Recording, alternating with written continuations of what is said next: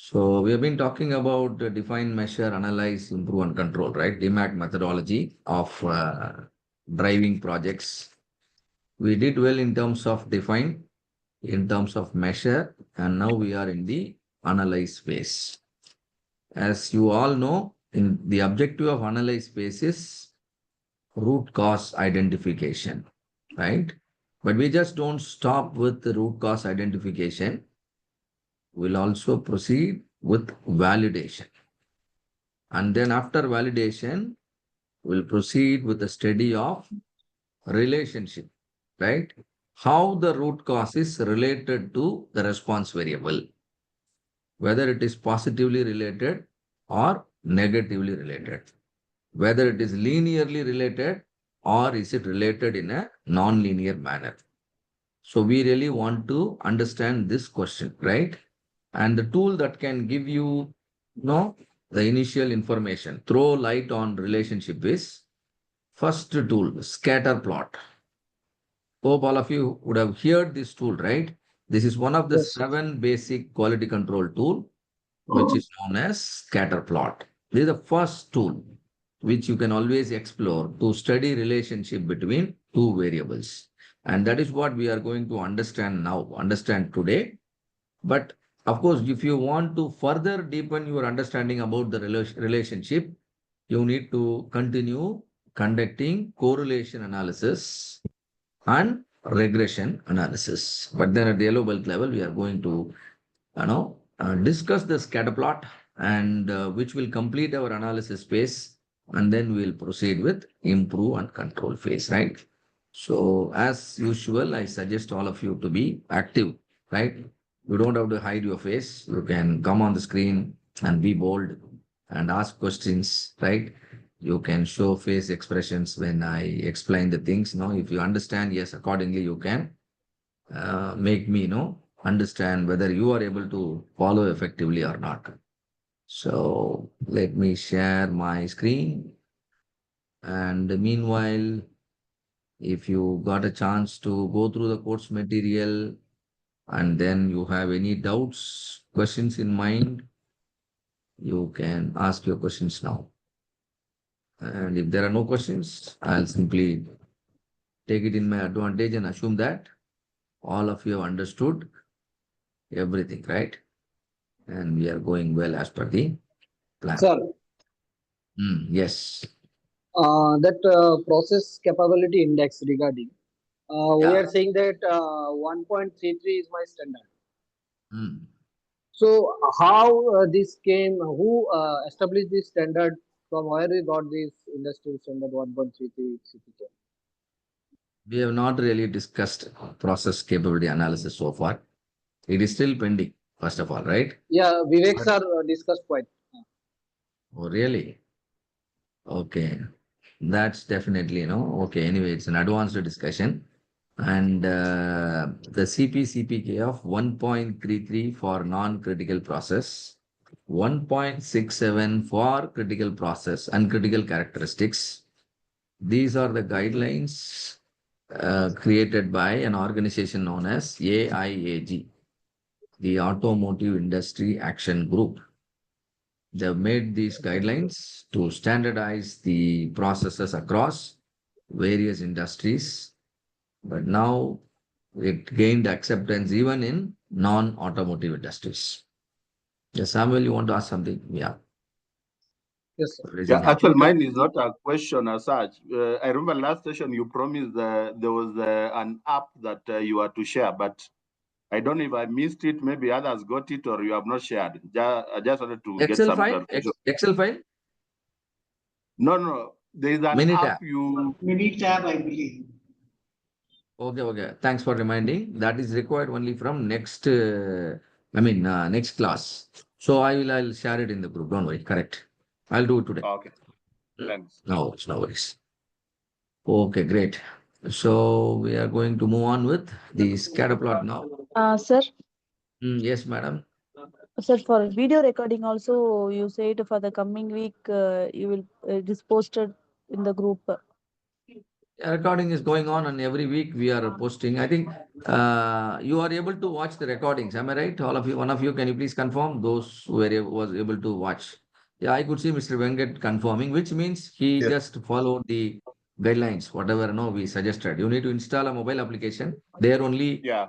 you will get the access. If you have not installed, probably you will miss out on the video access. Please follow the guidelines. If any help needed, please take the help offline. That means whoever onboarded you, just talk to them. But better you do it yourself. You read the instruction and then seek the help. Then you will be added. Okay, Instruction ma'am. already posted in the WhatsApp group, right? Yeah, already posted in the WhatsApp group. Please Okay, I will make sure check you it. read all the instruction in the WhatsApp group till you receive your certificate, right? And Okay. afterwards, Thank you, sir. nothing. All right, all right. So I'm just sharing.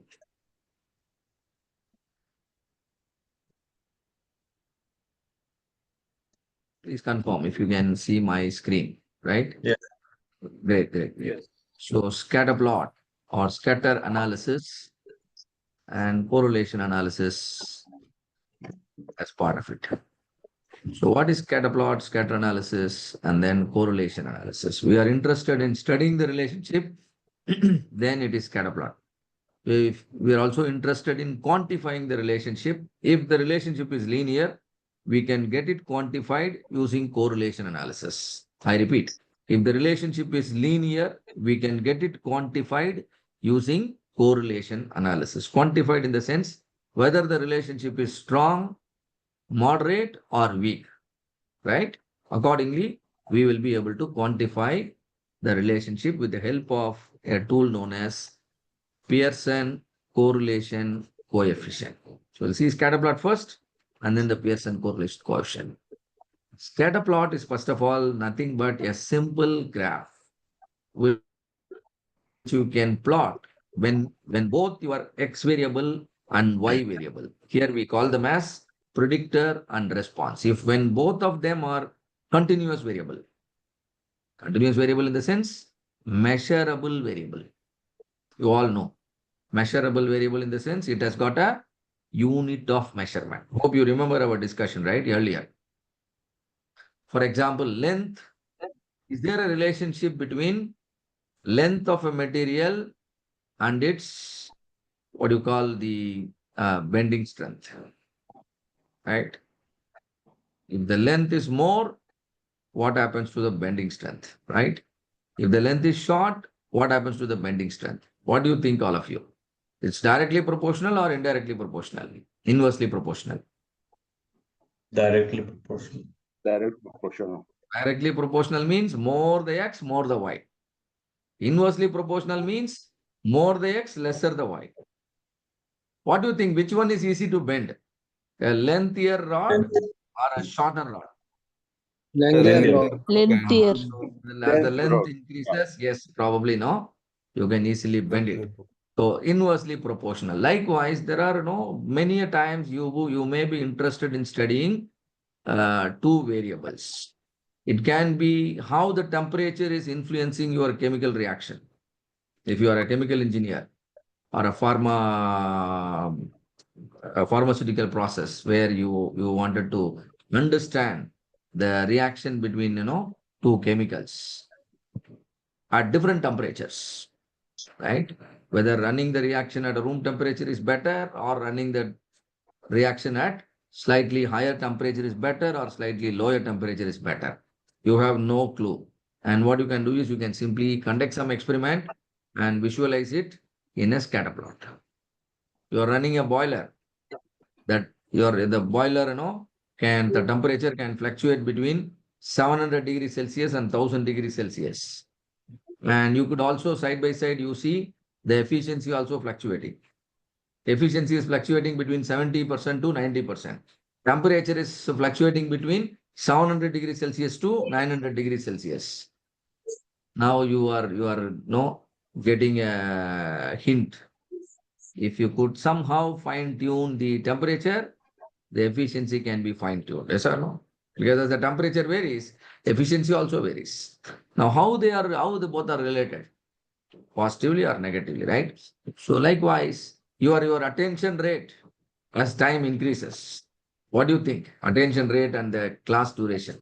If the class duration keeps on increasing, your attention rate will keeps on decreasing, right? So Decrease. knowing all of these things really can make sense in your effective decision. When you are actually trying to optimize your why, you need to understand how your X factors are influencing. If I drive my car at a higher speed, what will happen to its mileage? When I at the same time when I drive my car at a very lower speed, then what happens? Then also my mileage is dropping. Higher speed also my mileage is dropping. Lower speed also my mileage is dropping. But when I drive my car at a particular speed range, that's where my mileage is getting maximized. Here I see a dynamic behavior. Yes or no? Dynamic behavior. Initially it was inverse, and then in the end also it is inverse, whereas somewhere in between I see a steady relationship, isn't it? Where I can Yes. actually try to maintain my speed and then derive maximum mileage out of it. This is what we call it as non-linear relationship. The relationship between X and Y is not a constant. It can go up for a certain range and then it can fall down. Again, it can rise. And these kind of dynamic behaviors, what do we call it as? Non-linear. Whenever non-linearity is suspected, you need to increase your number of experiments. Whenever non-linearity is suspected, you need to increase your number of experiments and hence the study points. You are studying your boiler from 700 to 1000. If the relationship is not dynamic, steady, linear, then 2 experiments will do. Just 2 experiments will do. One at the lowest value, one at the highest value.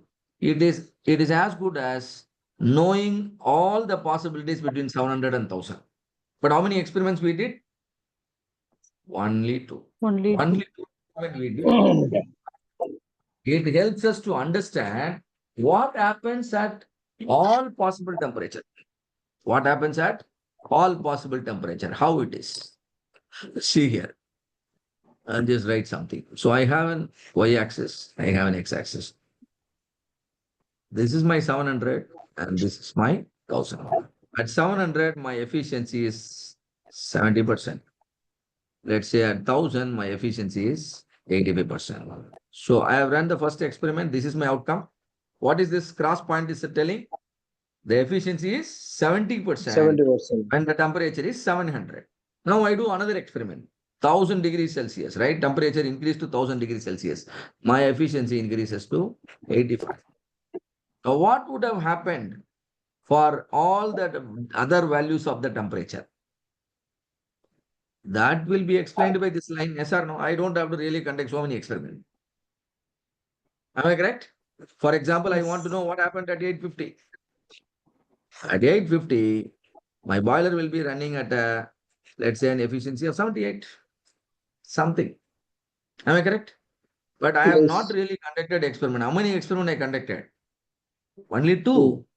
But I can answer all your question. What will happen if I run my boiler at 925? What will happen if I run my boiler at 775? Will you be able to answer all these questions? Absolutely. Just by doing 2 experiments, you can answer so many questions and so many, possibilities. But when the relationship is non-linear in the sense, the behavior is like this. Yeah. And now just conducting 2 experiments is not enough. You know the reason, isn't it? Because it's difficult for you to understand, what will be the path your efficiency will follow, isn't it? Yeah. My, Please unmute and speak. my question is on the linear one, you are saying it's more of MCL versus UCL upper limit and between the difference between the upper control limit and lower control limit. If we do some sort of testing, it will help us to channelize the range between these two, or how is it, sir? No. In scatter plot, we don't use this terminology, upper control limit and lower control limit. These are terminologies used with the control chart, not with the scatter plot. Number 1. Limit or something. But instead, you can call them as the maximum point in the operating range and the lowest point in the operating range. The highest point in the operating range is 1000. lowest point in the operating range is 700. You conduct one experiment at the lowest value, one experiment at the highest value. And now, since the relationship is known to be linear, just you stop with two experiment and understand all the possibilities. But if the relationship is suspected to be non-linear, you definitely need some intermediate points. Oh God. Yeah. 1 minute. Yeah. You need some intermediate points. No problem. Like, you need points here. You need points here. Once you do additional experiments, you will be able to draw it, isn't it? So if you increase points or experimental points, these experimental points are known as, these points are known as center points. These are known as center points. Then what are these points? These are end points. What are these points? End points. End points are enough to judge the linearity. But to judge the non-linearity, in addition to the end points, you definitely need center points. Clear? And if the end points are known, 700 and 1000, right? If the end points are known, then this is known as range of investigation. Known as range of investigation. ROI. Not your return on investment. This time it is range of investigation. Clear? Okay. Clear. So now the first graph, when you look at my slide, I have x-axis, I have y-axis. It's a very, just example case, right? And for all values of x within the range of investigation, the y values are plotted, and I'm happy to see that all the points are aligning in a perfect straight line. Can you see that? It looks Yes. like, I used a scale to mark the points. Yeah. Whenever it happens to see this kind of alignment of the points, the relationship is said to be perfect, linear, positive relationship. Every word has got a meaning. Why do I call it positive? Because increase in the x causes increase in the y. Can you see that? Yes. As I move, Yes. as I increase the x, y increases. And I call it linear because all the points, form a pattern of a straight line. You can visualize a line. That's why it is called linear. And it is not just an approximate line. It's a perfect line. So I should call it perfect, positive, linear relationship. Right after plotting a scatter plot, you will be able to make this conclusion. What kind of relationship it is? You should be able to understand whether it is positive or negative. You should also be able to understand whether it is linear or non-linear. And if linear, you can judge the strength. The maximum strength is perfect linear. And that is what you are witnessing right now in my first one. Now for the second one. Second one. Tell me what kind of relationship you are witnessing. Second one. What kind of relationship it is? This is also perfect because it's a perfect line. Perfect. Perfect Yeah. But this negative time, linear relationship. Negative very side. good. Perfect, linear, Negative. negative relationship. Whenever you have a word linear, you can replace that word with correlation as well, because correlation refers to linear X and Y relationship, right? variables. All right. And then now tell me, I have introduced another real-time graph here. This is studying between calories you consume and the weight you gain. Now you keep on increasing your calorie consumption. your body is responding in this manner. How it is responding? The body is gaining weight. You can see that, right? I keep on increasing my calorie consumption. The weight is, gradually moving upwards. I could see a positive relationship. I could see a linear trend, but not a perfect one, but definitely a strong one. Why do I call it strong? If I simply assume a perfection, all the points plotted are more or less closer to the line, not far away, isn't it? If they are far Yeah. away, I will end up saying, the relationship is weak. If they are exactly on the line, I'll say that perfect. But they're not on the line, not far away, but very, very close to majority of the point. Look at majority of the point. Majority of the points are closer to the line. So that's the time you should say it is strong positive correlation. Clear? Now the fourth one. Look at my fourth graph and tell me, is it having any relationship? No, Are you able to No notice any? correlation. No, You are Scattered. No. really, it is yeah, you are scattered. really, not able to relate anything. So Yeah, that means scattered.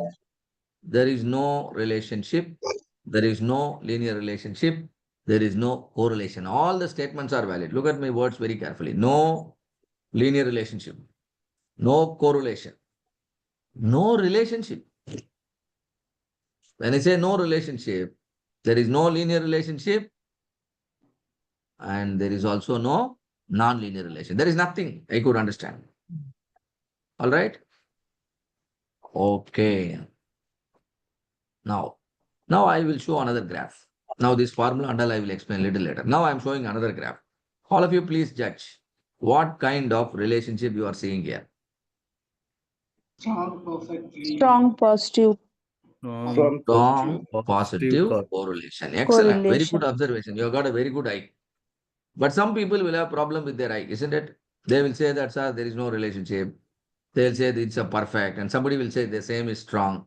So in order to avoid this inconsistency, we are introducing a tool known as Pearson correlation coefficient. This tool, here the judgment purely depends on your eye power, right? If you got an eye issue, then you can overcome that with the help of this formula. This formula is designed in such a way that R will assume a value between +1 and -1. +1 reduced to 0. Then 0 further reduced to -1. That means the value will always be between +1 and -1. Whenever you analyze with a set of points which are exactly lying on the line, R will become 1. Do you understand? If you are working with points exactly lying on the line, R will be perfectly 1. It can be +1, it can be -1, depending on the direction of the line. Are you with me? If the points are completely scattered, no clue, that time this formula will take you to a value of 0. Somebody designed in that manner. You don't have to do anything. What is his name? Who is that fellow who designed the formula in that manner? Pearson. Pearson, yes. Pearson He is a correlation. statistician. He developed a formula. According to him, R will reduce to 0 if there is no relationship. R will maximize to 1 if there is a perfect relationship. So that means R can vary from 0 to +1 or 0 to -1. 0 to +1 is known as positive correlation. 0 to -1 is known as negative correlation. Is that clear, all of you? 0 to Yes. +1 is positive, 0 to -1 is negative. And within positive correlation, 0 to 0.4, this range should be called as weak correlation. 0 to up to 0.4 is weak. 0.4 to 0.7, moderate correlation. But 0.7 to 1, strong correlation. Anything more than 0.9, very strong. Is that clear to all of you? This is applicable to positive correlation on the left side, similarly negative correlation on the right side. So with this understanding, I'm going to question all of you with some graphs. Look at the graph and tell me, what kind of relationship it is? Positive. Positive? Positive Then correlation. Perfect correlation. Strong positive correlation. very good. Positive If you correlation. want to say perfect, everything should be on the line. It's not everything on the line, right? So Yeah. this is Strong positive correlation. Yes. strong Strong positive. positive. Is that everybody is very attentive here? If everybody is Yes. attentive, it's a perfect session. Right? If the Yes, sir. majority is attentive, then okay, the attentiveness rate is strong. But only very few are interacting, then the attentiveness is weak. So Weak. here, this is strong, but I don't Strong say positive. perfect. Strong positive correlation. Correlation. And this is just opposite of it. Strong Negative negative correlation. Negative correlation. Negative see, correlation. the graph is supported with an R value. Can you see here R equal to 0.917? This is the advantage. If this R value is given, you can judge your answer straight away without even reading from the graph. R equal to 0.9. Oh, 0.9 means it should be strong or even very strong, you can say. If you say very strong, you have become better than me now. Isn't it? I have put strong positive and strong negative. Now you have exceeded the expectations. Very strong, because you know the logic, isn't it? Very strong. And the answer, better answer is strong is correct, but very strong is much better. Okay? And now this one. Weak positive correlation. Correlation. Very Weak good. Very good. 0.255, weak positive. And so this is weak negative. Very good. Negative. You captured you catch the point. Speak positive, weak negative. Now tell me. No. No. No No correlation. correlation. No No correlation. correlation. And no relation. No relation. No correlation, no relation, no linear relation. All are applicable. And now,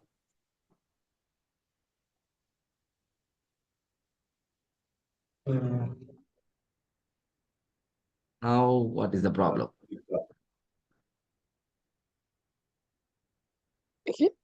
What's the issue? Non-linear relationship.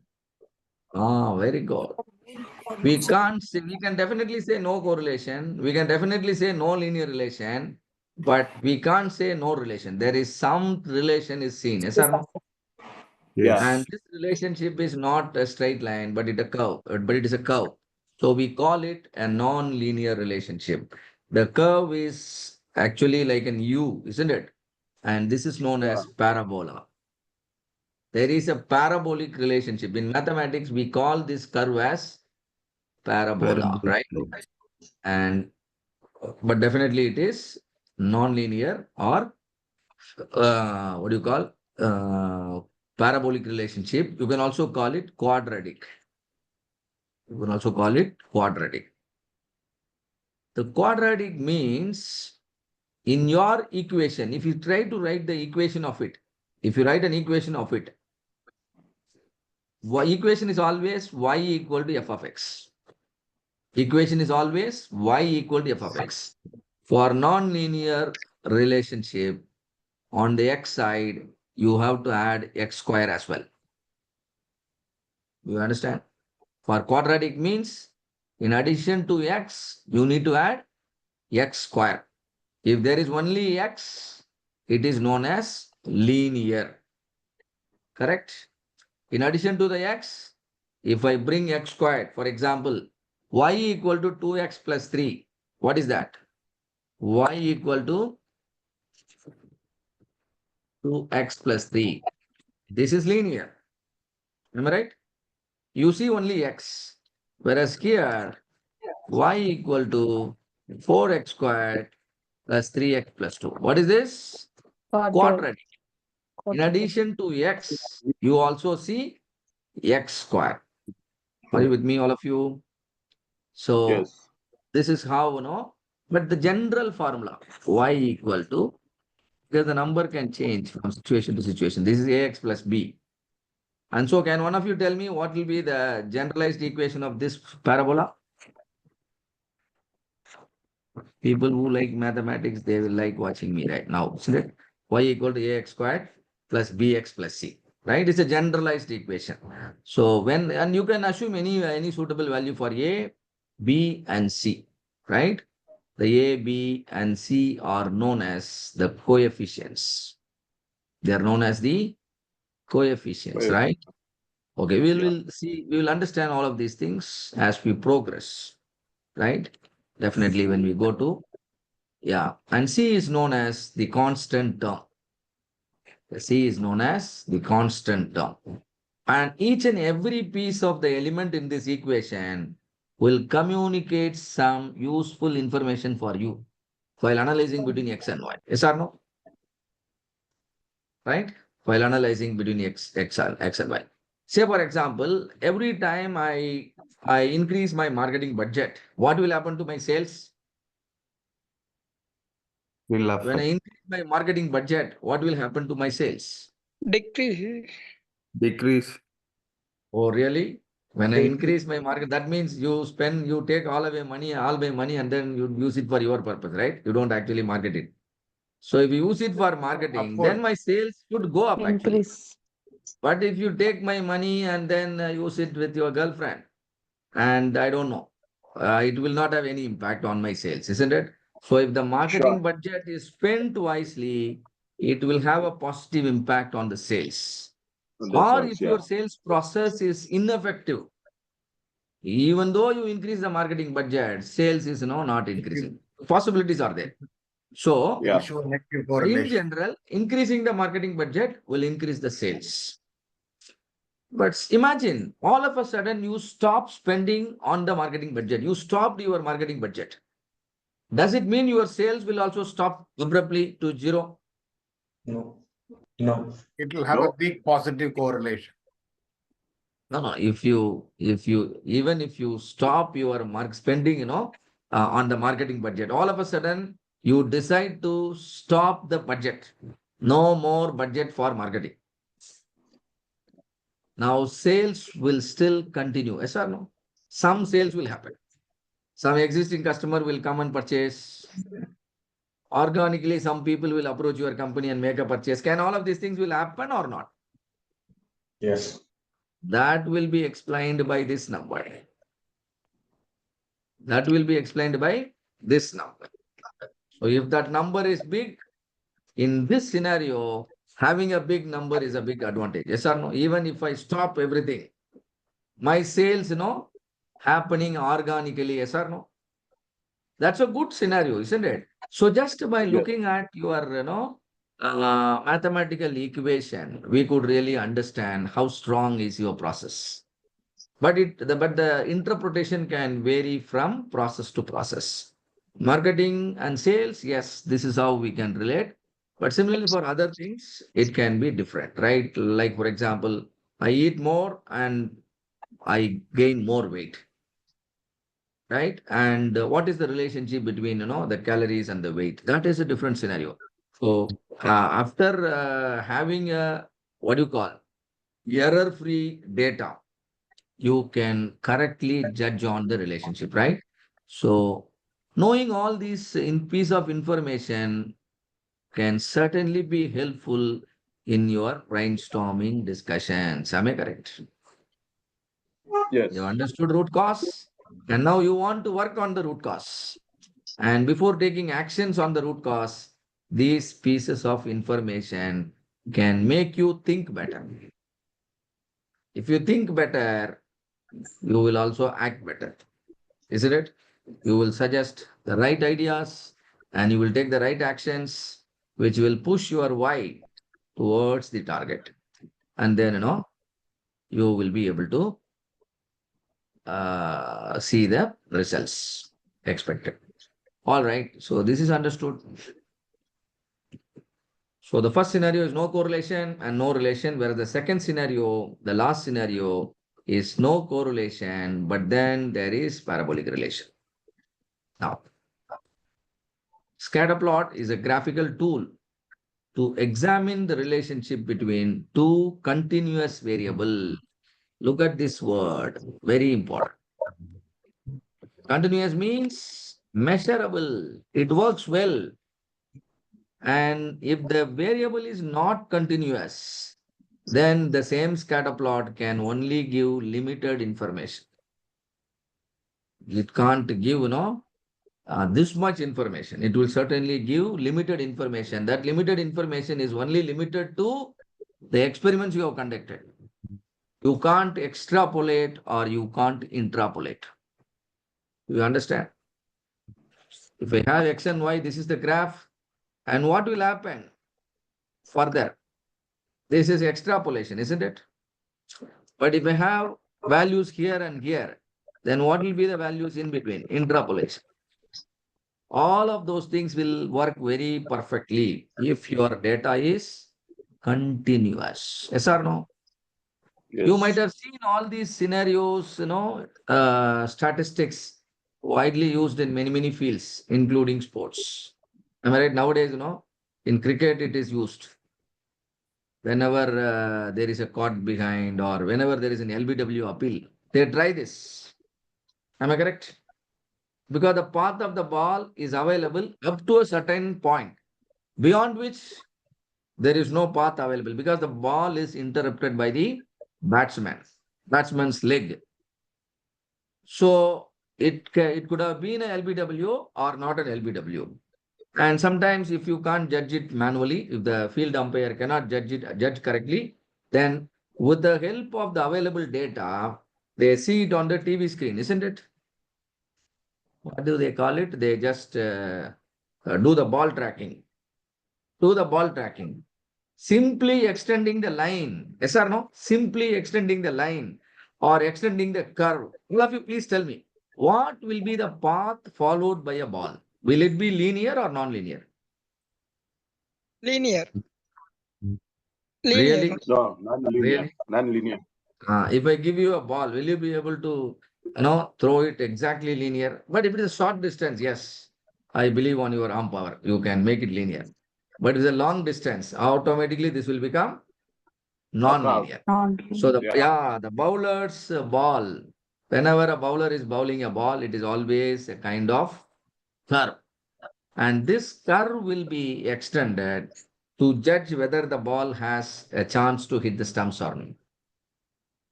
Very simple. If it hits the stumps, decision will be changed. Yes or no? Because decision making is very important, not only in sports, but also in your business. Am I correct? Yes. Yeah, you make wrong decision. The entire game will change then. The same manner, when you make wrong decisions while dealing with the data, and the complete result can sometimes change. So that's why we always say the course will also enhance your decision-making capabilities. You make the right decisions because you are working with data. Correlation analysis is a statistical technique to measure the strength and direction of linear relationship associated between two continuous variables. More the value, stronger the relationship. Lesser the value, weaker the relationship. Zero the value, no relationship. Correct? So we understood that. And this method will work if your data is continuous. Pearson correlation coefficient is a measure of strength of linear relationship between two continuous variables. Correlation coefficient can range from -1 to +1. Positive values indicate positive relationship and negative values indicate negative relationship. Values closer to 0 indicates a weak or dubious relationship, but values closer to 1 indicate strong or perfect relationship. Okay? So this is how you all can use scatterplot in your project. Tell me, all of you, will you be able to read scatterplot hereafter? Yes, So sir. what do you understand? What do you understand from Yes. this session? In order to plot a scatterplot, your x variable and y variable must be of Linear dash, must be of Continuous. Linear. Continuous Dash and data linear. type. What kind of data type your X and Y should be? In order to Linear data. Con- Continuous. No. Continuous data. In order to plot scatter plot, your X and Y must be continuous, measurable, simple. Otherwise, also you can plot, but it will have a lot of limitations. You can't Yeah. use it the way I explained, isn't it? But you can definitely use it the way I explained here, provided X and Y both are continuous. Sir, Okay. sir, Oh, yes. which item I have to keep in X and which item I have to keep in Y? Like that, any fix? Good question. The output variable, you have to keep it in Y, and the input variable, you have to keep it in X. You need to know which is an output, which is an input, right? Okay, sir. So you are adding fertilizers to your plant, and your plant is growing very fast. Now tell me what is input and output. Fertilizer. The Fertilizer input is is fertilizer. Fertilizer. The growth of the plant is. The Growth growth is of Y. That's Y. all. Very good. You keep on changing the temperature, and your chemical process, yield keeps on increasing. As you change the temperature, the yield of the chemical process keeps on improving. Better yield you are getting. Now, what is output? Process yield. Yield is Yes, also The input is the temperature. temperature. Valve position. I know move the valve from closed condition to full open condition. Closed condition to full open. And my, what do you call? My, Velocity of water. yeah, maybe right, velocity of water. My Volume, water flow yeah. rate. My water flow rate is improving. And now, first of all, can I plot a scatter plot for this example? Yes. Yes, can. Yes. Valve opening is measurable. No. no, sir. Might be. It can No, be might yes, be. it can be no. All of you are correct. Based on It design. depends So there is Based no on wrong design. answer, right? If it Yeah. is measurable, then it becomes a continuous data. But if If it it is, let's Valve- say your valve has only 3 It's not positions. marked. Yeah. Close, off, Open, close, open, off, closed. like And discrete now in data. this condition, it is only what you call a kind of discrete data it is. Data. So please note, but still, we very well know valve position is actually can be measured in terms of degrees, angle. 25, 40. So just with the 2 readings, you could understand what will happen in between. Even if you don't conduct the experiment, you can find it out, provided it is linear. If the pre-study has been conducted already, if the knowledge is available, you only conduct the experiment in 2 positions, and then you still get to understand what will be the flow rate for in-between values. So you need to know what kind of data you are dealing so that you can select the apt tool and then use it. So this completes our analyze phase. Now we proceed with the improve and control. Improve and control is fairly an easy phases, because in define, you have to put a lot of efforts to define the problem. In measure, you have to collect data and then understand the baseline. What is baseline? The current position. Where are you right now? Right? And then the target is marked somewhere, but you are far, far away. The gap in the performance is understood. And in analyze the reason for the gap in performance. In analyze the reason for the gap in performance, nothing but the root causes are identified using. Can you tell me one tool you can use to identify root causes? Because we discussed, analyze space. 6M. One. Tool. Sir, Fishbone diagram. Fishbone Very good. diagram. Fishbone diagram you can use. You can use brainstorming. You can do Cause and brainstorming. effect. Same names, cause and effect, and then Ishikawa diagram, all are different names. Check sheet. Suppose if you come across some other tools as well, nothing wrong. You don't have to know. Nobody can stop you from using other tools as well. Yeah. Other We are tools using also. S3. If any other tool, let's say fault tree diagram Yeah. or interrelationship diagram, any tool which, which should actually, cater to your requirement. If it can help you identify the root cause, use it. So nobody is going to stop. But then the cause and effect diagram or the fishbone diagram is very, very popular and expected in a Six Sigma project. They will certainly ask you, where is the fishbone diagram? So for any project, you should do it. And then go up to scatter plot, correlation, and if possible, regression. So we'll slowly master all of these things. Now improve phase. Now the objective is solution generation. With all the knowledge gained and informations made available in your hand, on your table, will you be able to think better? Will you be able to encourage your team members also to think better? As a project leader, whatever knowledge you gained through the define, measure, and analyze space, you are expected to share and make your team members, even the stakeholders, understand the situation, correct? Then all of them will be motivated to think towards the solution now. Very simple. It's going to be another round of brainstorming. In analyze space, we had a brainstorming, but the motivation is identifying the root Find causes. that But now the motivation is different, objective is different.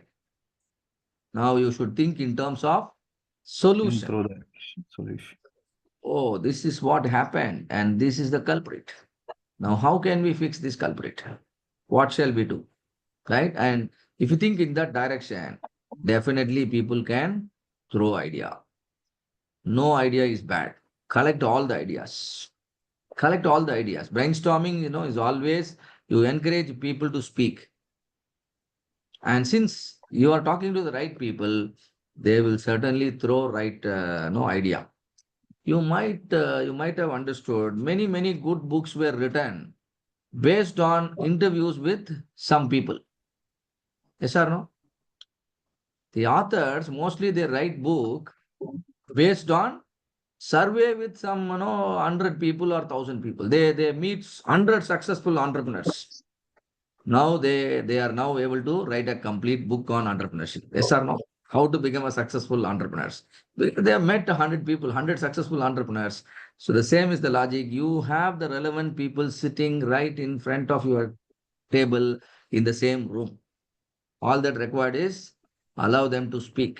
And they themselves will tell you, sir, do this. And certainly we can fix the root causes. What do we call it as? Corrective action. We call it as corrective action. And you can logically do these steps. Why logically you should do the steps? Because you wanted to actually do it systematically. You must get everyone's support. Then only you will be able to implement the solution. Corrective action must be practically viable. For anything to be practically viable, your team must agree. Yes or no? So all of you agreed on the day to have class on the Thursday. So that's the reason why you are here. Otherwise, sudden notice and if there is no acceptance, then implementation will be a failure. So for that, we have to use certain tools, right? So steps, deliverables, tools, and then the toll gate review questions. Improve phase. You need to do this. What is this? Generation of Generate and solution. evaluate solutions. Evaluation of solution. Evaluation means you have 10 solutions. Where is that first solution stands? The second one, where is it stands? So if there is an evaluation, some kind of ranking you are able to give. Hope all of you understand what I'm speaking, right? There are 10 ways I can reduce my weight. Right? I can be on diet, or I can be on exercise, or I can do something Use else. both. Yeah, what is that? Use Diet plus walking. Oh, use both. Yeah, use both. Or maybe other methods may be there. So you should be able to evaluate, which is evaluate on certain criteria. Very simple. Right? Certain criteria. So, and once the evaluation is done, you will be able to choose the best one. Then then select the best one and optimize it. Select the best one and then optimize it. Optimizing is fine tuning. You fine tune it so that the implementation can be very smooth. But always before implementation, you can do piloting. That piloting can give some additional layer of information, and so you can further fine tune. If you do the fine tuning, the implementation will be very smooth. The implementation will be very, very smooth. And you will be able to easily adopt the implementation or the new environment and be a smooth implementation. All right. Like you study all the basics and now you will be able to learn the advanced tools very smoothly. Yes or no? So that kind of fine tuning will happen during the piloting and then implementation. So ultimately the outcome expected is a solution that is validated. What is validated solution? Solution is implemented and everybody agrees the improvement is evident. Everybody agrees the improvement is evident. Excellent, sir. Your solution solved the problem. And there is evidence available. That means there is an evidence of data also available. Once you show the data, people all of them will agree, isn't it? So that is called solution validation. Now, what kind of tools? And there are some tools recommended here. Benchmarking. You know what is benchmarking? Referring to organizations which are known to be leaders in a particular aspect. Yeah. Referring to organization which are known to be leaders in a particular aspect. What is particular aspect? Our project is process improvement project. So in terms of a similar process, there is a better solution already available, visible in the market. You can use the same idea, nothing wrong, yes or no? Same process. Another company. Purchase is a process. Your purchase, there are a lot of problems. But similar other company, the purchase is happening smoothly. Always, the item arrives on time and the price is, very cheap. And there are many advantages. So what you can do, you can actually take the reference of them and try to implement the same thing. Isn't it? This is known as benchmarking. Sometimes some academic research, some college, some institution, some research institution would have done enough research and the findings are readily available and it is already validated. Now what you need to do is simply what do you call the utilize the findings and use it as a solution in your process. Possible, am I right? You don't have to do any research again because a similar research has been already done. You want to study about a particular type of coating. And some people have already studied the same coating. Nickel coating. When I do nickel as a coating, what will be the effect? And already some people have studied. Oh, nickel coating in different levels, different microns. And so that knowledge you can use it here. These are all known as benchmarking. Already somebody proved this can work. Coating your part with some nickel coating can prevent the rusting completely. Because your project is for focusing on reducing the corrosion rate. But some knowledge is already available. What did it say? It say you can apply nickel, a small layer of nickel, certain micron layer, and that will make your part corrosion free, maybe, right? So likewise, you can copy the solutions. This is known as benchmarking. Are you with me, all of you? Yes, sir. When you are benchmarking, always don't look at big organization. Sir, Look actually, at sir, yeah. If some of the factories made a benchmark, so if that that organization is our competitor, means they will not provide things to us, no. So then it's the case to Now, take it. then you look for alternative opportunities. Competitor, if they are not allowing, you better you see, you have to, you see, if you really wanted to study your competitor, you purchase your competitor product from the market, do the reverse engineering, and then you find out, isn't it? That is one thing. But if you really wanted to do it at their place, then you may have to have necessary permission. Not only competitor, anybody. Yes or no? Yes. It is not a competitor. Let us say you have another good factory next to your company. Will you just go inside blindly and then study all their process? They are not going to encourage it, isn't it? Even though you are just a stranger, you are not a competitor. Do you think they will allow you to study everything? No. No. No. So whichever organization it is always some kind of permission is mandatory, right?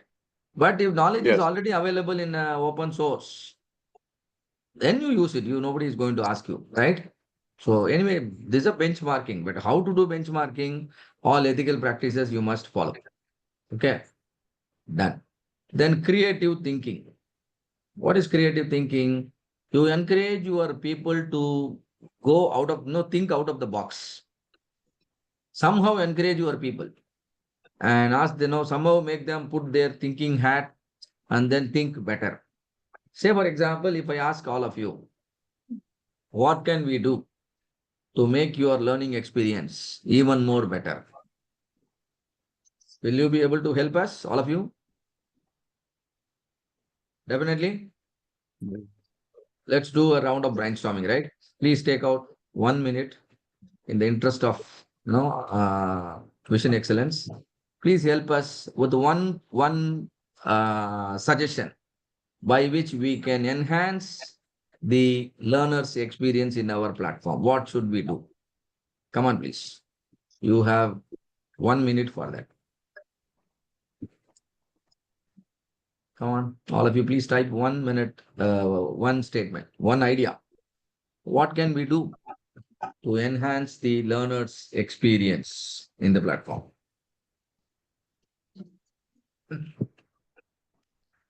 Frequent breaks.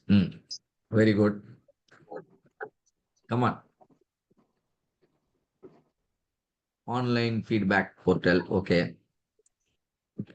Join session in future in case of doubts. Very good. We are doing this. Give mock tests. Give more examples, more activities, and tell people the benefits of learning. Very good. And see here, only 6 people are participating. Helping to discuss topics practically in sessions. Standard sound system. What is standard sound system? And FAQ, frequently asked questions. This is interesting. Frequently asked questions so that participants don't have to ask any questions. Very good. And video examples. Very good. Videos you can play. Offers. Oh, give offers. So giving offers will enhance your learning experience. Okay. Assign a group task. So all of team member can share their diverse. This is really a good, nice suggestion. Group task so that members can share. Very good. And see here, this is known as creative thinking, isn't it? Yes or no? We have given full freedom to the members, and now they have come up with certain ideas. But not all ideas need to be considered for implementation, but definitely good ideas can be considered for implementation. Now, I would like to cross-question few of the suggestions, right? I would like to cross-question. You know what is that? Somebody says, you give frequent breaks. If I give frequent breaks, will it not disturb the flow of the discussion? And who said this? Or maybe others also can answer. Yeah. Frequent, I think, I don't know how frequently he needs break, but frequent breaks. Not recommended. Not? Recommended. Or not For recommended. Okay. Short. We can have breaks. We can definitely have breaks, but frequent breaks, probably we need to understand the exact frequency, whether it is 30 minutes once or 1 hour once, what exactly it is. But even then, even if it is 1 hour once, my question is, will it not disturb the flow of the discussion? Yes, yes. Yes. So then how are you going to, what to say, overcome that? Non-value-added suggestion. Yeah. So this kind of interaction should happen, open interaction. The idea is not to criticize the person who suggested, isn't it, who suggested the idea. But the idea is we definitely appreciate his idea, giving frequent breaks. But at the same time, the intention is, to understand the existence of the solution. Whether such a solution is really existing, really viable or not. If such a solution really exists and really viable, then whatever number of questions I ask, there will be a clear counter explanation. Yes or no? Am I right? Yes. If the team is able to really counter every such questions, that means the solution really exists. This is a kind of brainstorming. What do we call it as? Creative thinking. People can think without any limitation. Whatever they think, they want to implement, let them implement. Because always, if a person from from other department, completely no person who is not related to the process we are discussing, he will be able to think better. Always the third person can assess your performance better, isn't it? So that is why the creative thinking also recommends give your people a complete freedom. They don't have to limit their thinking based on what is currently possible. They can have a boundaryless thinking, but once they come up with a solution idea, there will be some kind of review where critical questions will be posted, and you can even invite experts to ask those questions, or senior members can within the organization can ask the questions, or the sitting members within the team can also ask questions. And if the team can answer all the questions, the solution is viable. And nominal group technique means sometimes open discussion in front of the other members of the team is will may not be possible. You know why? Suppose if your boss is present and your project is on improving the motivation level of the employees, we need to improve the motivation level of the employees, and the top management and your immediate boss, everybody is in the same meeting room, and you are asked to throw light on ways to increase your motivation level. Will you be able to openly share all the suggestions? You are already demotivated, because of them only, isn't it? No. Because of them only, you are already, in such a bad shape. And now you really, can't open all of those things. So that's these kind of scenarios demands a method known as, or a brainstorming method known as nominal group technique, where it is a good idea to divide the group into categories, depending on certain criteria. All the downline operators will discuss separately. No supervisor allowed, nothing. But supervisors separate, managers separate, all department heads separate. Now they will talk a lot, isn't it? All of Yes. them are same cadre. Yeah. Now they will discuss better. And that is the advantage with nominal group technique. So the group is divided into different number of categories based on certain criteria. And multi-voting is another method by which you can actually shortlist the possible solutions. If you have n number of solutions, which one to go for with the implementation? Shall we automate this, or shall we still do it manually, or shall we go for a mechanical control, or shall we go for an electronic control, or shall we go for a complete new digital system? And this can be judged by or answered by multi-voting. Is it clear to all of you? Multi-voting can happen in many manner, right? People can just raise their hands, or they can, put some voting in the ballot box in whatever manner, or it can be a digital voting. So these tools definitely can help you to generate the solution and then validate. And DOE, yes, we will be teaching all of you at the black belt level. What is the purpose of DOE? Once the solution is arrived, further optimization or finer optimization can be done with the help of DOE. My rejection, my first pass yield increased from 60% to 95%. But above 95%, I am not able to do. Very practical, am I right? From 60%, I used all the technique. Now, where is my first pass yield now? 95. I'm only left with another 5%. But this 5% is definitely beyond your thinking capacity. Am I correct or not? You really don't know what to do, where to touch. Or you already given your best. And these kind of situations certainly demands what? Design of experiments, where you will be studying about an important concept known as interaction, factor interaction. What is that you will be studying in DOE? Factor interaction. One factor will influence other factor in addition to influencing your response. Am I correct? Some participant, might disturb the trainers, or some participant might encourage the trainers, to deliver better. Am I correct? Yes. But there are also participants who will encourage the other participants to learn more. You can notice that, isn't it? This happens very much in a classroom setup. Just because you got a nice partner to learn along with, you will learn a lot from a program.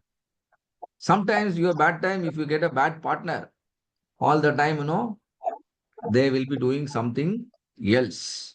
These are possible, isn't it? That means one factor is influencing another factor. We never think in that manner. Am I right? Always you have been thinking, what is our X doing on Y? But I want you to think, what is this X1 doing on X2?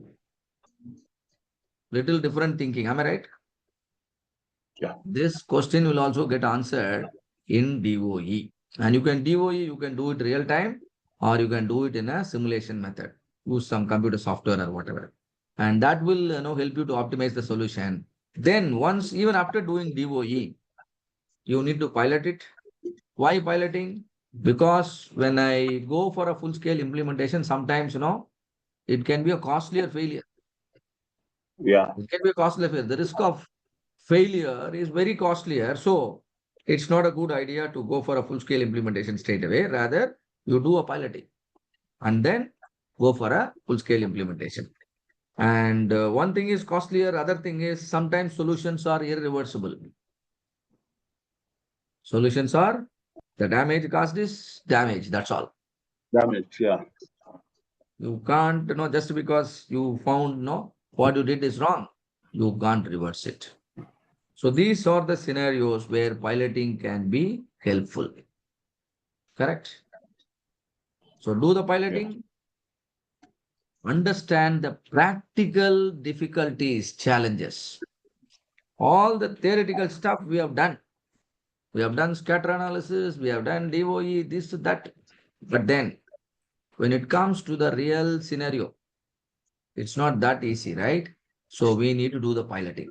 Like, imagine you are learning singing. You are learning singing, right? And all types of songs, you are practicing yourself.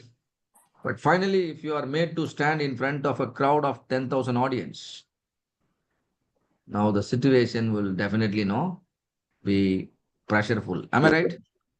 Yeah. So you need to prepare yourself, for the real life scenario, and that is what we will be normally doing in piloting, right? Some in a smaller scale, we do that. Maybe for a group of 50, 500 audience, you practice. And then even if you face 5,000 or 50,000, it really doesn't matter, right? So piloting and then full scale implementation. And the full scale implementation will be very smooth. And once the implementation is done, conduct a study known as FMEA. What is FMEA? Failure mode and effect analysis. What is the risk associated in the new process? Because you modified the process. Can you see that now? It is no more an old process. It is a new process. Earlier, you are reaching your office by walking, but now you are going to your office by a motorbike. It saves a lot of time. Or the risk level remains same or increase now? Increase. Increased. Walking is okay. It takes more time, but then it has some other advantages. It's like a kind of exercise daily. Yes or no? Yes. You are automatically your body will be very flexible, and then it's kind of exercising. But then the moment you are used to the bike, you reach your office faster, but then there can be some other consequences, like what to say. It comes with certain risk, maybe some kind of accidents issue, or as I mentioned, you will become more used to the bike even for small distance. You will start using the bike and then you will stop walking to a great extent. So these are all the risks. While solving a problem, make sure you don't invite a brand new other problems. Very, very important. So for that, you need to perform an analysis known as FMEA and make sure the risk levels are either the same or less, never more. That's how you should evaluate the solution and then validate the solution. Once this is done, your improve phase is over and you are ready to present to your boss, present to your top management. And there can be some simple questions like this. How are you able to think about these kind of solutions? The solutions seem to be very creative, very innovative, right? And then how did you generate? What was the tool you have used? What have you done to tap the creativity and encourage the thinking hats of your project team members? What have you done? What techniques you have used? And all that, you should be able to answer. And what tools were used to evaluate the potential solution? Like FMEA is an evaluation tool, or multi-voting is an evaluation tool, or solution prioritization tool. There are several tools available. And what lessons learned from the pilot and got incorporated in your full-scale solution? You did piloting, and what have you learned from it? And how does the solution remove the sources of variation discovered in the analyze phase? Right? In analyze, variation is the root cause. How did your solution removed the sources of variation? So you should be able to answer. These are general questions. So this is about your improve phase. Now we move on to the final phase, which is control. In control, see, when I say improve phase, the requirement is corrective action. The requirement is corrective action, which is solution. So corrective action will actually fix the problem currently. But then the solution, we should be able to retain for a longer time, known as solution sustainment. And for that, we should have some kind of control plan. And along with the generation of control plan, we should also focus on documentation of the solution as well as the benefits. So let's try to understand the control phase steps, control phase tools, and control phase review questions. Steps are like implement the control system for critical X. You very well know certain X factors are harmful, right? Certain X factors, like for example, taking white sugar is not good for your health, isn't it? So you should make sure you don't consume such, what do you call, sugar in your diet. So rather you should carefully use an alternate. But similarly, in our business process, certain X factors are having a potential to disturb our Y. We have controlled them. And now what we need to do is we need to continue monitoring those X. Keep those X under control. Keep those X within the optimal range. If the X is controlled within the optimal range, the Y will continue to remain in the optimal range. Am I right? Yes. If the boiler is always operating in the optimal range of the temperature, the boiler efficiency will automatically remain optimal. Correct? So, like if you continue to have exercise as part of your daily routine, you continue to enjoy having a best health. Yes or no? Because exercise has become part of your daily routine. So this is known as control system. And document the solution, document the benefit. How much dollars you save, you document everything. Do a cost benefit analysis and hand over the process back to the process owner and declare project closure officially. Even in the document, you should be able to declare what do we call it as project closure document. And main outcome is the set of instructions that needs to be followed continuously. Nothing but monitoring and controlling of the critical factors. And your SOP will be upgraded. SOP will be upgraded, employees will be trained, and all of these things will be happening. And after the revised SOP has to be continually followed. And for that, we monitor it continuously. Isn't the supervisor will be advised to monitor whether the operators are following the revised SOP? Yes or no? If you make people follow a particular routine for 21 days, you know what will happen? That will become their life, that will become their habit. Am I correct? Yes. Yes. Continuously 21 days, if I engage you in learning 7 p.m. to 10 p.m., then learning will become your habit, and which is too good, right? So then hand over and then the project closure, right? So this is the thing. So now let's understand certain tools. Control charts were very, very effective in the control phase. Control charts can help you to understand whether the X factors are under effective control. Control charts can help you to understand whether your X factors are under good control or not. Control chart can be used for Y as well, X as well. So far, you have been monitoring your Y, but hereafter, in addition to the Y, you monitor X, right? So, famous control chart is X bar R chart. And then control chart test. Control chart test means, whether by looking at the control chart, you can understand whether your process is stable or unstable, or is it in a stage of, what do you call? So, or a kind of out of control scenario, right? Out of control scenario or a suboptimal condition. Suboptimal means not good, at the same time, not bad, but still it is not good. So in between condition. So all those things, signals will come from control chart so that you can take actions well in advance. And control plan, POCAI-OK. POCAI-OK is a lean tool which is known as mistake proofing.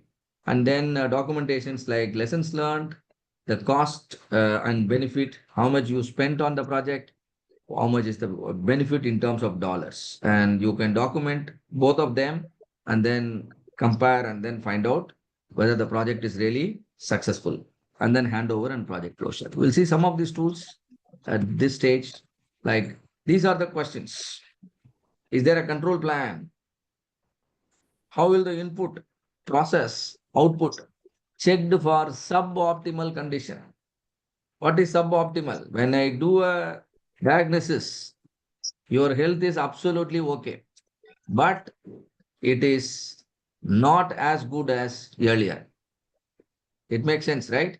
Your health is absolutely okay. But the result says your health is absolutely okay. But then some 6 months before, it was much better. Or is it giving some signal to you? Yes. So this is what control chart will be doing. This is what we call it suboptimal condition. So what is usual and what is unusual? What is normal and what is abnormal? What is common and what is special? You should be able to find out, right? And control chart will do that job so beautifully. Suppose if customer changes his requirement altogether. Now AI is dominating everywhere. So we also started using AI, isn't it? So if customer requirement changes, your process should also absorb the requirement, right? There has to be a provision by which your process, should be oriented to meet the new requirements of the customer. So all these things, provisions have to be created at this stage. And if control charts are not used, then definitely you should be ready to answer the question, why are you not using control charts? And what key inputs and key outputs you are measuring. So these are all some common questions, and you can expect any other relevant questions as well. So let's understand few more tools and then wind up for the day, right? Just give me another 5 minutes, it'll be over. So Pokai OK. Pokai OK means mistake proofing. I am showing you two designs of a stove here. This is A and this is B. Now tell me which one you like. You like A or you like B? Come on, all of you. I'm asking a question. You all like A. Okay. Any reason why A is better? Because it looks. One, the first pan has a longer handle, and then the coils are covered. Oh. Perfect. But what I understand is the knobs. Cleaning issue. The sequence is same as per stove. Very good. Good observation. Balaji is able to observe better. The orientation of the knobs and the orientation of the burners are matched here. Whereas it is not so here, isn't it? For example, if I want to find out which knob I should operate for this, there is little confusion going around, isn't it? Yeah. Whereas here, for the first one, it is first. For the second one, it is second, and the third one. So the orientation is matched. So it becomes, very easy, isn't it? And intuitively, one can identify. So it can save time. It can reduce, some time, in searching for that. Similarly, there is a drilling operation here, and a particular depth of hole must be drilled. If you look at the first one, now there are two possibilities of two risks. One is you may drill it deeper. The other one is you may drill it, for a shorter depth. So to overcome this, if I introduce a stopper, tell me what will happen? The over drilling will get prevented, am I right? Yes. Yes. It acts as a error proofing, mistake proofing device. Adding a stopper. Nowadays, this has become a common attachment in all hand drilling machines. Even if you purchase now, they provide this. This is to prevent you never over drill, isn't it? Over drilling is dangerous. But still, after the stopper, still one other mistake can happen. You know what is that? Under drilling. In order to prevent under drilling, what we did is some limit switch is attached, and this kind of lighting or buzzer system is created. So the moment you go to the required depth, a contact will be established. Can you see here? This switch will come and hit this blue color contact. If the contact happens, that will switch on the light, switch on the buzzer. So the drill operator he reached the required depth. Yes or no? Till the light glows, he actually have to give the feed. So that way, under drilling is also prevented. Can we call this as a Pokai, okay? All of you? Yes or no? Yes. When I have to transfer money to your bank account, now the banking applications are asking for the password account number 2 times. Why? Confirmation. For confirmation. If it is asking only once, sometimes there can be a typo error and money can go to a wrong beneficiary, isn't it? Yes. So, but thousands of people are doing thousands of transactions every hour. So how to? But still, none of the transaction, not I can't say none, but definitely only a very few transaction goes wrong. How? By introducing these kind of Pokayokes in their digital process. All of you, can you see Pokayoke being applied in digital process? Can you give me one other example of Pokayoke in your field? Manufacturing and banking we have seen. Any HR face reader, attendance purpose. Otherwise, what happened? Our people never go to the office. Somebody, always, put the signature. But now they have given, the face detection attendance. Face, you have to put your face. I don't know, people will, find ways to even, what to say, falsify that also. So slowly, then they will also upgrade. So there are 3 types of Pokayoke. Shutdown Pokayoke, control Pokayoke, warning Pokayoke. Warning means only some alarm, only some signals, that's it. Control means in addition to alarm, it will hold your hand. Don't go out. Don't go further. Sometimes it happens, am I right? Have you noticed some feature which is not allowing you to proceed? You complete this, then only it will allow. For example, some learning management system. Only when you complete video number 1, you will be able to watch video number 2. Like Can you see that? This is a kind of continuity has to be maintained. That is a kind of control Pokayoke. You don't close your car doors properly. Your car will not start. Yeah. That is again a control Pokayoke. There are many examples you can see, isn't it? If the assembly is not complete, it can't move to the packing system. Yeah. There will be a sensor which will be sensing whether the assembly has all the parts. If all the parts are assembled, the weight can be a good indicator, isn't it? Yeah, If rejection part has to be 50 put in gram, the red bin. Otherwise, we can't able to process to the next stage. exactly.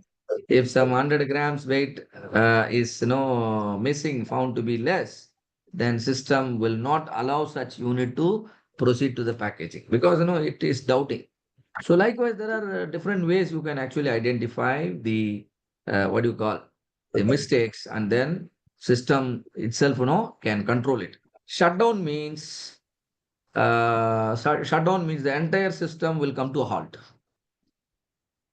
Entire system will come to a halt. Imagine a visitor comes to your factory and a high-speed machine is running and he suddenly opens one of the door in the high-speed machine.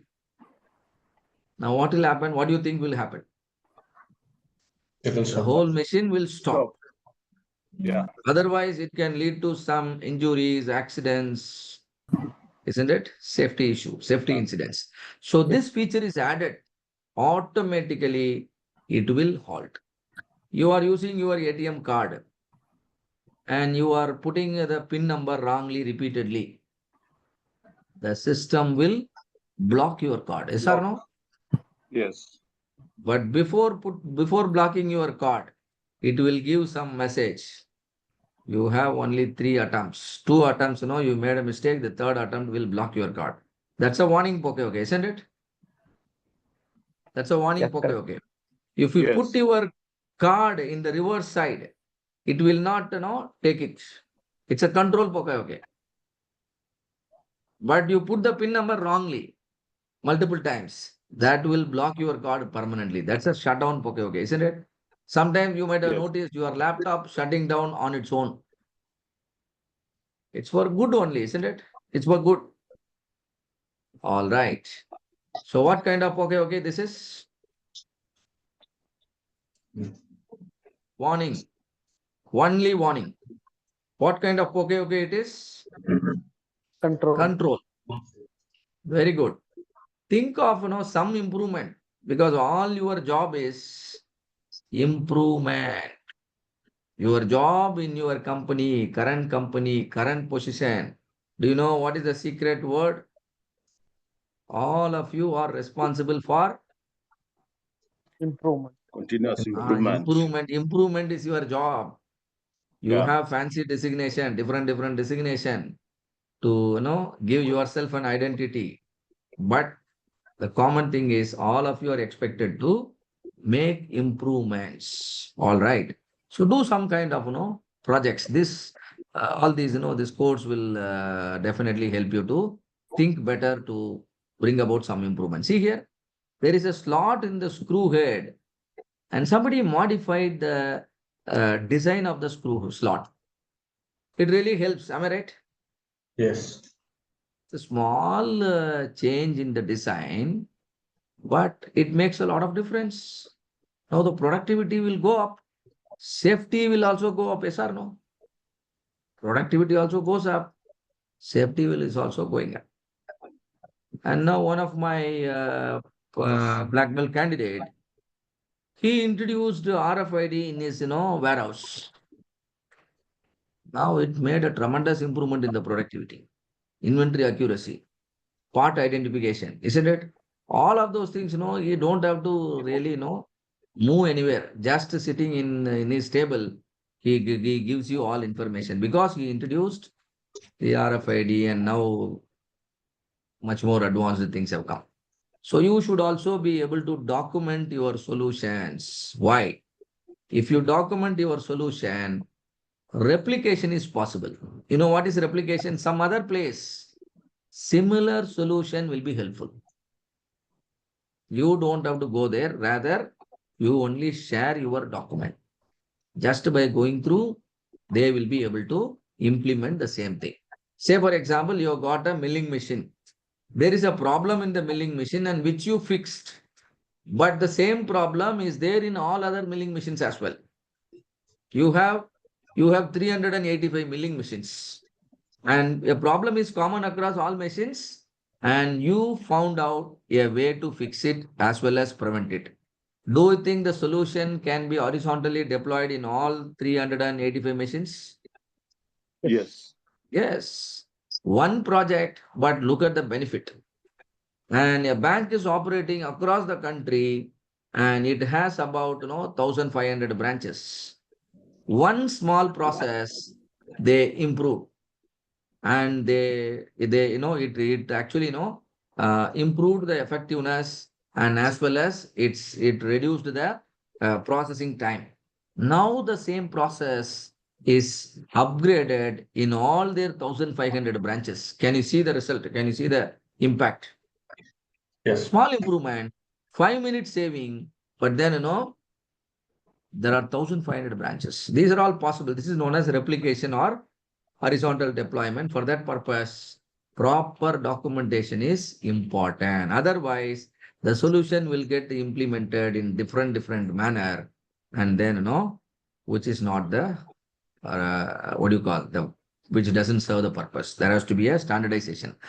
And the solutions, when documented, act as lessons learned for other people within the organization. Yes or no? They will certainly be inspired. And look at the project benefit. Nothing. I strongly suggest you to open an Excel file or a spreadsheet. In one sheet, you type down all the costs incurred with respect to a particular project. In another sheet, you one by one, you record all the benefits. Like while developing the project charter, we recorded, isn't it? Everything. The same manner, then arrive on the total expense and then total benefit, and find out which is better, which is higher, right? And accordingly, you can introduce a metric, cost benefit ratio or benefit cost ratio. You name it suitably, and then prove that your project is financially successful. And now that your project is successful and everything is documented, and with all the updated document, you can transfer the process back to the process owner. If there are any pending work, and then documentations upgraded, put everything in a proper file and then hand over to the process owner. And don't forget to tell the process owner the troubleshooting, isn't it? If something goes wrong, how he should actually react and then respond. Particularly, that is known as control plan. If things go wrong, how you should tackle. Suppose if during the training session, if there is a power cut all of a sudden, what am I supposed to do as a trainer? What do you think, all of you? I can start sleeping, right? Because the power cut. No, I should do the better way of engaging the audience, right? Only it is the power cut, but still the connectivity. Suppose net connectivity, somehow if it is there, you can continue engaging your audience, right? And this is a kind of project closure document where you document and everything and take the signature of the stakeholders, project leader, and the sponsor, clearly declaring why are you closing the project? Is it success or is it some other reason? Are you closing because the project is successful, or are you killing the project because of poor progress? And you need to declare and then document it. And additional activities and success or a failure, and mostly it is a success. No, if you follow the guidelines effectively, it is always a success. And try to document the lessons learned. Also document the challenges you faced. How are you able to overcome? Or even if it is a failure, still you should do the same thing, right? The lessons learned and everything. And it is in any case, it is a good idea that the sponsor comes and meets the project team during the closure. Yes or no? The project sponsor should come in person and congratulate each of the team member for the efforts they have put in and then the results they have achieved. At least for the definitely for the efforts, they must be acknowledged and then recognized. And if there are some rewards, the sponsor could announce, and that will certainly be an added advantage that will inspire the project team and even the others, so that others will also be motivated to participate in improvement projects, right? And slowly there will be a transformation happening. The entire organization culture itself will become suitable for continuous improvement. And slowly the organization will start feeling the transformation happening at the DNA of the organization. Who is the DNA of the organization? You are the DNA of the organization, right? So if you change, your organization will change, right? And this will happen at the organization level. And that's it from me for now. And then probably as we progress, I'll take you through the depth of each phase further and further. I've already announced, and if you would like to take advantage of your learning so far, you've come up to this, you've come so far, why should you stop?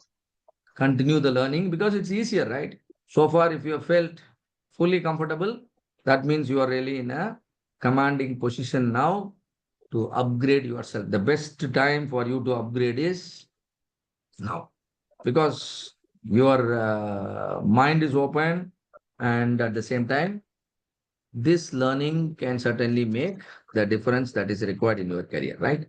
So I stop here. It's 9:30. We already crossed 9:30.